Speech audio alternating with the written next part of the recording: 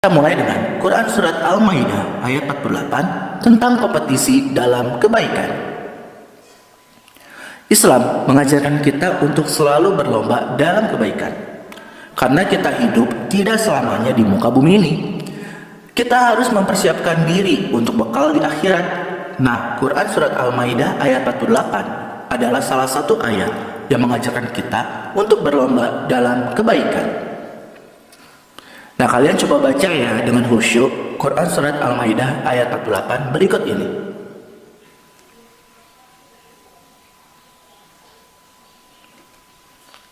Nah, ini adalah artinya.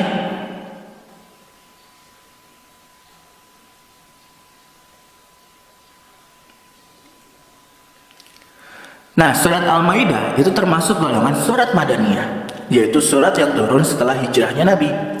Ibnu Abbas menjelaskan bahwa surat Al-Maidah ayat 48 ini turun berkenaan dengan peristiwa ahli kitab yang meminta keputusan kepada Rasulullah SAW atas persoalan yang sedang mereka hadapi.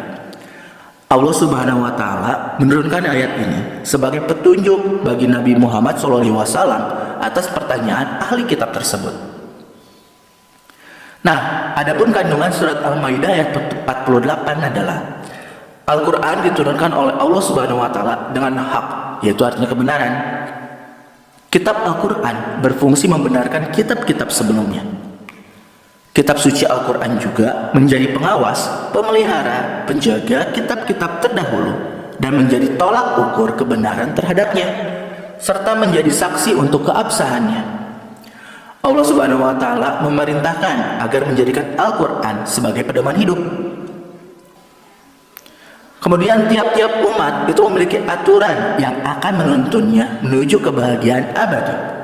Allah Subhanahu wa Ta'ala telah menjadikan syariat Nabi Muhammad SAW sebagai penyempurna syariat para nabi terdahulu serta membatalkan syariat sebelumnya.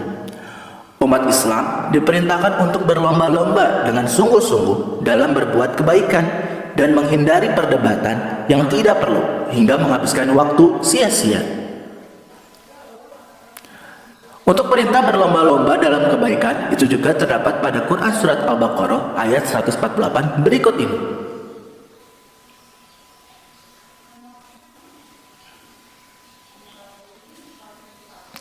Disebutkan pula dalam hadis Rasulullah SAW berikut ini, yang artinya dari Abu Hurairah radhiyallahu anhu bahwa Rasulullah SAW bersabda, "Bersegeralah kamu sekalian untuk melakukan amal-amal soleh, karena akan terjadi suatu bencana yang menyerupai malam yang gelap gulita, di mana ada seseorang yang pada waktu pagi ia beriman, tetapi pada waktu sore ia kafir. Pada waktu sore ia beriman, tetapi pada waktu pagi ia kafir. Ia rela menukar agamanya dengan sedikit keuntungan dunia." Hadis riwayat Muslim. Nah, kita itu harus menerapkan Quran Surat Al-Maidah ayat 48 itu dalam kehidupan nyata. Caranya mengawali suatu amal kebaikan dengan membaca basmalah dan berdoa kepada Allah Subhanahu wa Ta'ala agar diberikan kemudahan, kelancaran, dan keberkahan. Melakukan semua amal kebaikan dengan penuh optimis dan semangat. Menjaga konsistensi atau istilahnya istiqomah amal kebaikan yang sudah kalian lakukan. Mempelajari ilmu yang terkait dengan peningkatan kualitas amal kebaikan. Membiasakan diri beramal secara bersama-sama dengan melibatkan orang banyak. Mengamati, meniru, dan memodifikasi amal kebaikan yang telah dilakukan oleh orang lain. Manfaatnya dari menerapkan Quran Surat Al-Maidah ayat 48 adalah memperoleh ridho dan pahala dari Allah Subhanahu wa Ta'ala, menjadi manusia yang bermanfaat, mempercepat penyelesaian pekerjaan, termotivasi untuk menjadi lebih baik, menjadi pribadi yang disiplin dan bertanggung jawab, serta mempererat hubungan antar sesama. Selanjutnya kita pelajari Quran Surat At-Taubah ayat 105 tentang etos kerja. Di dalam Al-Quran, kata-kata yang berarti bekerja diulang sebanyak 412 kali dan seringkali dihubungkan dengan pekerjaan yang saleh atau amal saleh. Nah, ayat yang berhubungan dengan etos kerja ini adalah Quran Surat At-Taubah ayat 105. Bacalah dengan khusyuk Quran Quran surat At-Taubah ayat 105 berikut ini.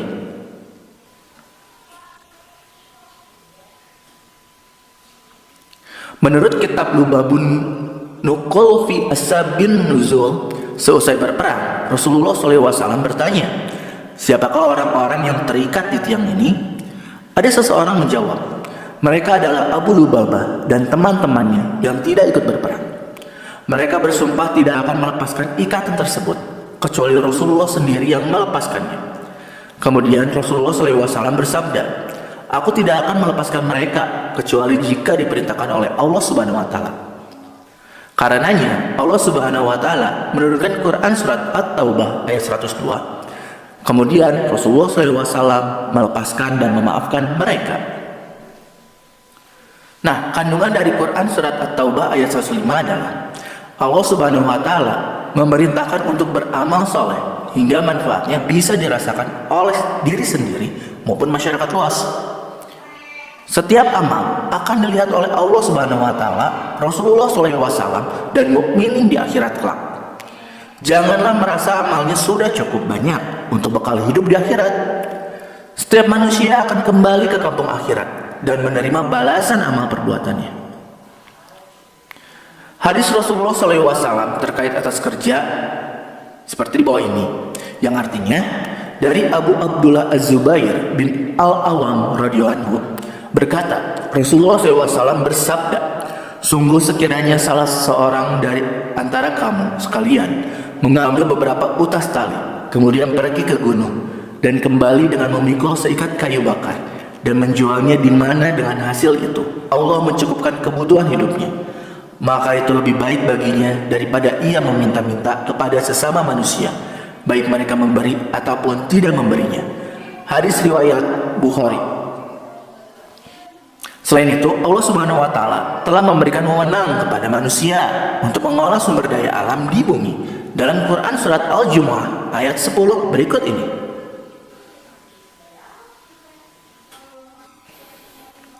Nah, manfaat kita bekerja itu dalam Islam meraih ridho Allah Subhanahu wa Ta'ala, menolak kemungkaran, kepentingan amal sosial, dan memberi nafkah keluarga.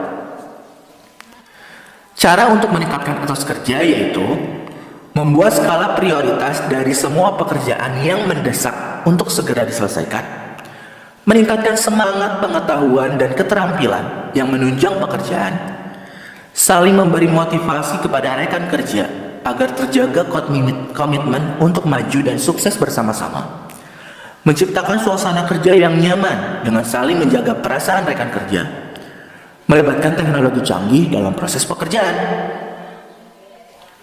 Manfaat dari etos kerja yaitu terbiasa menghargai hasil yang sudah diraih, menjaga martabat diri sendiri, wujud pengabdian kepada Allah Subhanahu wa Ta'ala, dan melatih sifat tabah, sabar, dan tawakal.